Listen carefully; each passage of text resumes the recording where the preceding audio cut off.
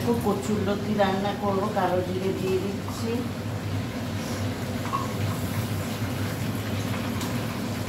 পেঁয়াজ দিয়ে দিলাম,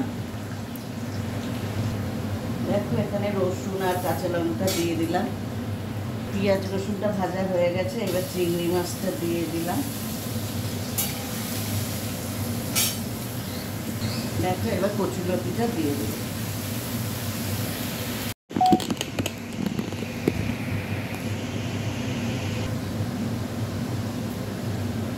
দেখো নুন দিয়েছি, এবার একটু হলুদ দিয়ে দিলাম, নুন দিয়েছি।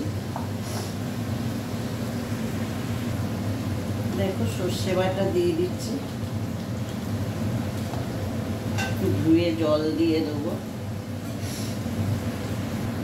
দেখো একটু চিনি দিয়ে দিচ্ছি কচুরলতিতে। দেখো কচুরলতি হয়ে গেছে,